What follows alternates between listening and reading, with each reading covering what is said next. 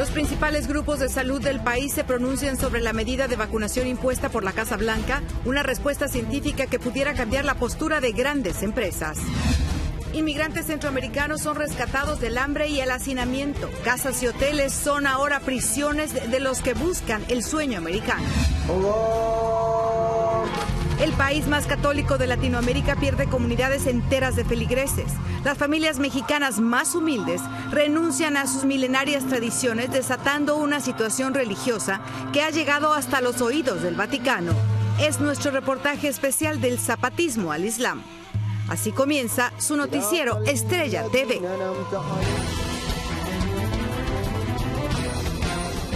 Hola, ¿qué tal? Muy buenas tardes. Bienvenidos al Noticiero Nacional Estrella TV. Les saluda Palmira Pérez. Muchas gracias por acompañarnos. Vamos a iniciar con la información y es que a raíz del gran número de trabajadores que se han infectado y muerto a causa del COVID-19 en todo el país, los grupos de salud nacionales más importantes están pidiendo a las empresas adoptar de manera voluntaria los mandatos de vacunación del presidente Biden. Todo con el fin de mantener seguros a los empleados. Wendy Castillo está en Los Ángeles, California, y nos amplía esta polémica.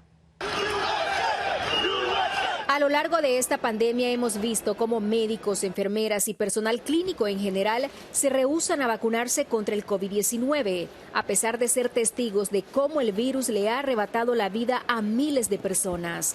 Algo incomprensible, afirma el doctor Barón, quien ha tenido que luchar contra parte de su propio personal para que se inoculen. La gente que es el personal de la salud tiene que estar vacunado y es extremadamente importante porque no queremos que ellos se enfermen. Si no tenemos profesionales de la salud disponibles, imagínate lo que puede llegar a pasar. Ante una posible avalancha de contagios, los 60 principales grupos de salud del país, incluida la Asociación Médica Estadounidense, están pidiendo a las empresas que implementen voluntariamente las reglas de prueba o vacuna contra el coronavirus del presidente Biden rápidamente, para evitar la transmisión del virus entre los trabajadores y clientes antes de las vacaciones. Donde si nos vacunamos nosotros, tenemos nuestros refuerzos y vacunamos a nuestros hijos, creamos una fortaleza, una barrera entre nosotros y el COVID-19 para tener una Navidad, un año nuevo lleno de esperanza y felicidad a comparación del año pasado. Para los especialistas, el tema no debería ser cuestión de política. Sigo recomendando que la gente se vacune. Sin embargo, no me gusta hablar de mandatos. Yo creo que estos mandatos lo único que están haciendo son contraproducentes, ya que cuando eras chiquito, si tu mamá te decía, te tienes que hacer esto, pues no lo hacías. Yo creo que mejor sería que nosotros tuviéramos campañas de educación, campañas educativas en las que le explicamos a la gente por qué es importante que uno se tenga que vacunar. En documentos judiciales, la administración Biden ha argumentado que cada día que se bloquea el mandato de vacunación, probablemente se estén perdiendo decenas, incluso cientos de vidas.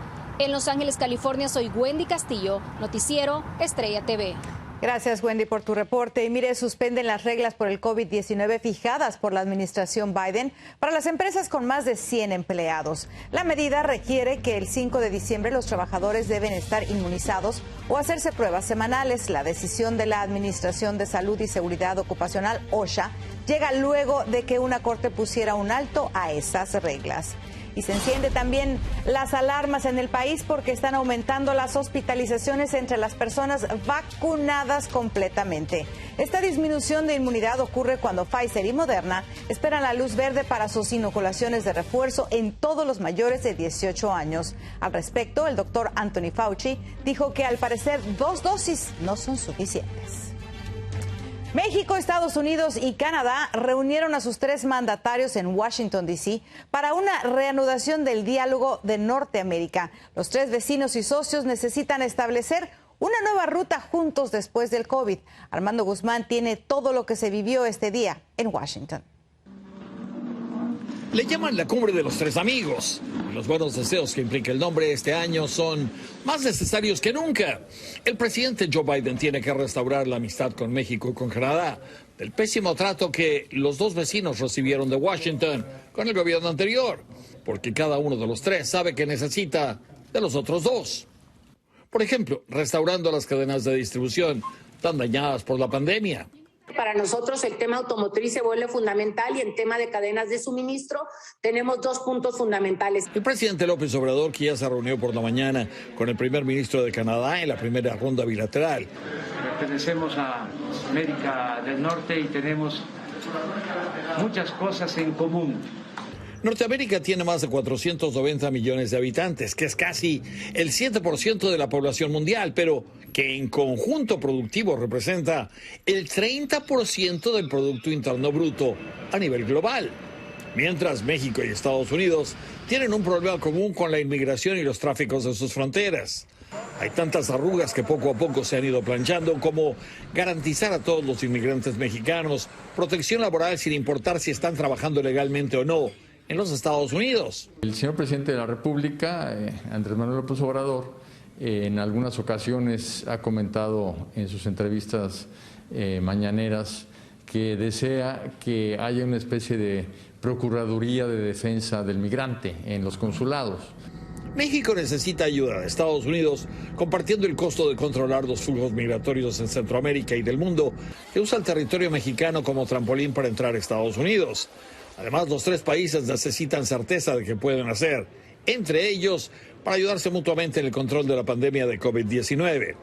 Pero hay muchas diferencias también. A Canadá no le gusta la reforma con los autos eléctricos en Estados Unidos, y a Estados Unidos no le gusta la reforma eléctrica en México porque saca los intereses de los Estados Unidos. Usted ve, por eso es que han estado reunidos tantas horas. En Washington, Armando Guzmán, Noticiero Estrella TV. Ojalá y lleguen pronto a un acuerdo. Y mire, una poderosa tormenta amenaza con estropear el Día de Acción de Gracias a millones de estadounidenses. Se pronostica que torrenciales lluvias y nevadas comenzarán este fin de semana y afectarán varios estados, entre ellos Nueva York y Florida, y podrían causar cientos de cancelaciones de vuelos y graves problemas en las carreteras. Y los desesperados migrantes que anhelan llegar a Estados Unidos a como dé lugar son presas fáciles de delincuentes sin escrúpulos.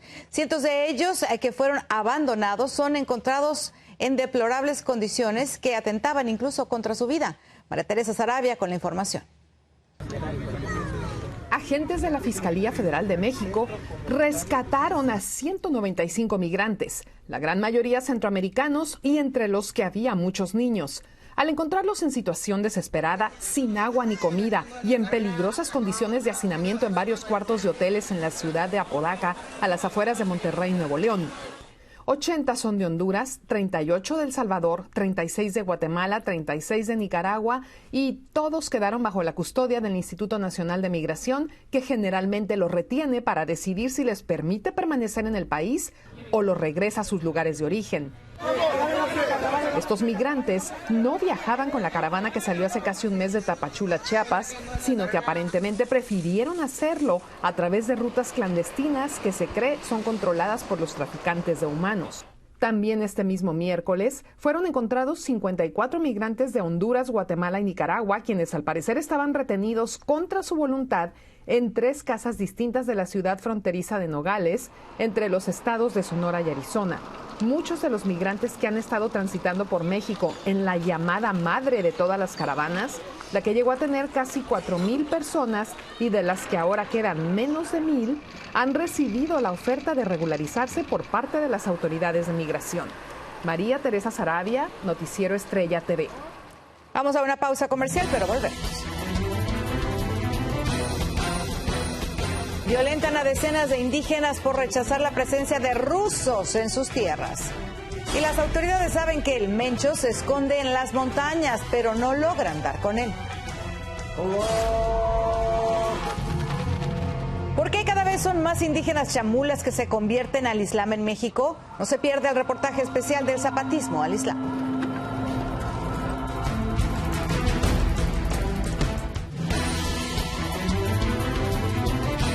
Continuamos con la información y fuerzas de seguridad en Guatemala realizaron un violento desalojo de indígenas que habrían invadido un terreno que no les pertenecía. Las víctimas denuncian que se trató de una represalia porque no están de acuerdo con el funcionamiento de una empresa minera rusa en el lugar. José Flores tiene el reporte desde ese país centroamericano.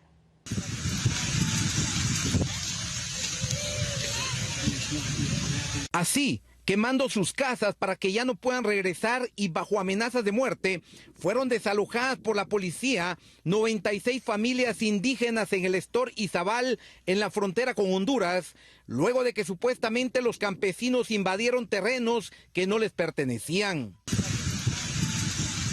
Y eso es lo que nos duele a nosotros aquí, la injusticia que la misma policía comete en el pueblo.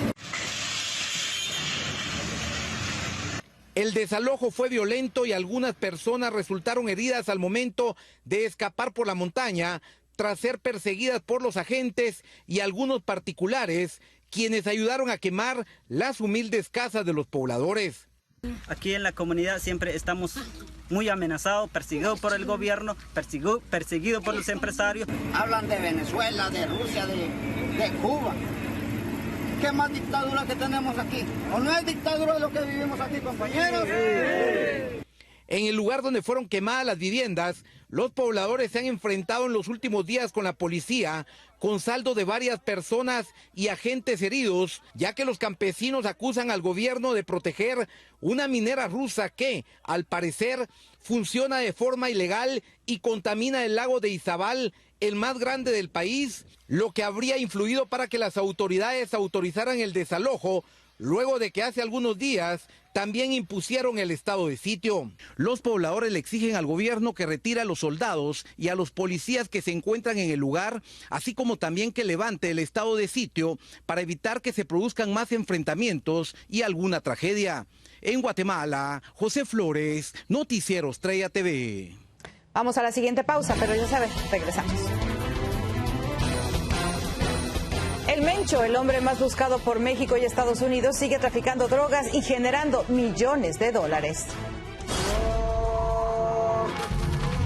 Conozca en nuestro reportaje especial del zapatismo al Islam por qué indígenas mexicanos están cambiando de religión.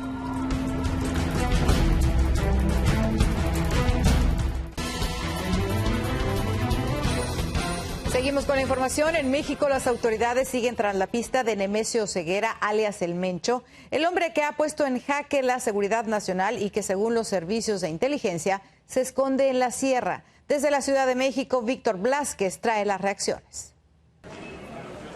La vida y el destino de Nemesio Ceguera, el narcotraficante más buscado por México y Estados Unidos, sigue siendo un misterio.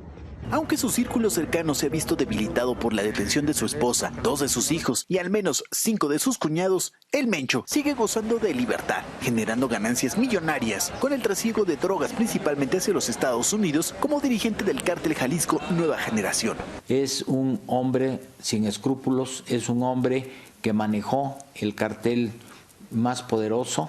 Sin embargo, las autoridades nacionales e internacionales ya le siguen el rastro, y es que aseguran que el Mencho se esconde en las montañas de la Sierra de México, viviendo entre cabañas, casas de lujo o chozas humildes, incluso hasta en cuevas, moviéndose de un lugar a otro para huir de la justicia. En contraste, la gente que solo tiene un solo modo de vivir ha tenido que cambiar sus hábitos frente al baño de sangre que ha dejado su grupo armado junto a la inseguridad. Antes los papás nos cuentan de que salían 1, 2, 3 de la noche platicando afuera, y ahora simplemente después de las 6 es mejor estar en casa. Tienes que hacer las cosas a una hora más temprana, porque si es muy tarde, pues también corres más peligro que en la mañana. Pero su posible detención también podría poner a temblar a más de uno, y es que se sabe que desde hace 10 años Nemesio Ceguera ha comprado voluntades del más alto nivel, que le han dado la llave para que pueda seguir operando. En su memoria conserva muchos nombres de funcionarios públicos a los que sobornó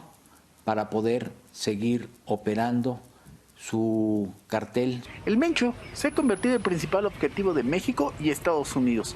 Las autoridades aseguran que en cualquier momento lo podrían capturar. En Ciudad de México, Víctor Blázquez, Noticiero Estrella TV. ¿Sabía usted que en México, el país más católico de toda Latinoamérica, el Vaticano está perdiendo cada día más fieles? En medio de la selva lacandona, ahí donde empezó el movimiento zapatista, comunidades enteras de indígenas chamulas hoy se identifican como musulmanes y encuentran en esa fe la paz que guía sus vidas. Pero, ¿por qué en el sur de México? ¿Por qué los indígenas? ¿Por qué en la zona de conflicto? Veamos lo que descubrimos del zapatismo al Islam. الله أكبر الله أكبر لا Al ver estas imágenes y escuchar esos rezos, cualquiera pensaría que se trata de algún lugar en el Medio Oriente. Pero no, ellos son indígenas chamulas convertidos al Islam. Descendientes de etnias mayas que han dejado a un lado las raíces de sus conquistadores y hoy muestran toda su adoración y tributo a Alá. Dios alabado sea, o Allah subhanahu wa ta'ala, se menciona en sí mismo a la llegada del profeta del Islam como Allah o como Dios o como creador de los cielos y de la tierra. Ibrahim Chechev es uno de los primeros indígenas chamulas quien fue convertido al Islam en el año de 1996, cuando apenas tenía 15 años de edad. Cuando inicié a la religión islámica no sabía realmente que era musulmán, qué significaba Islam, ni siquiera sabía ni quién era el profeta del Islam. Aunque su cerebro aún no conocía el idioma, su corazón sí. Y ese canto que eriza la piel es ahora el sonido que acurruca el corazón de San Cristóbal de las Casas, una ciudad que tiene 119 iglesias católicas.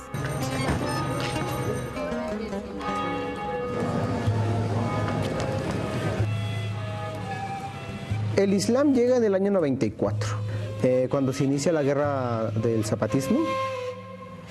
Gaspar Morquecho, arquitecto y antropólogo radicado en San Cristóbal desde hace más de 40 años, se ha dedicado a estudiar este fenómeno.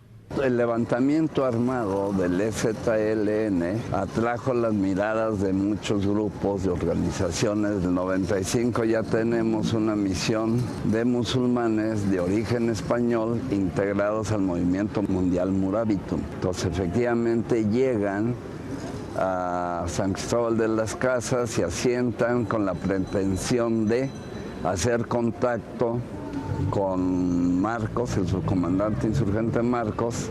Elaboraron un documento de 13 cuartillas que llevaron a la selva y evidentemente que no recibieron ninguna respuesta, ¿no?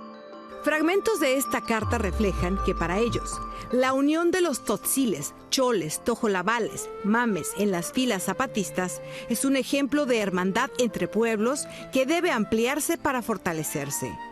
Así que en lugar de regresar a España, se instalan en San Cristóbal, abren negocios y empiezan a recibir a los chamulas que estaban siendo expulsados de sus comunidades.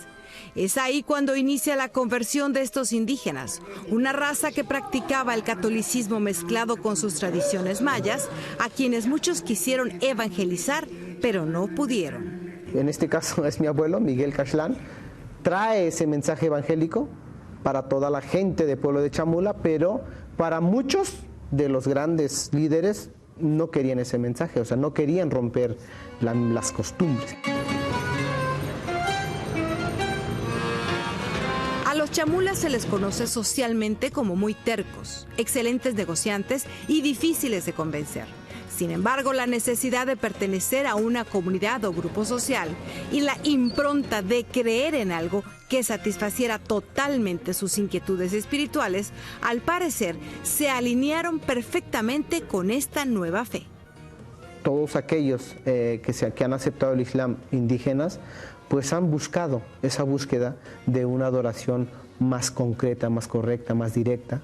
Assalamu alaikum wa rahmatullah.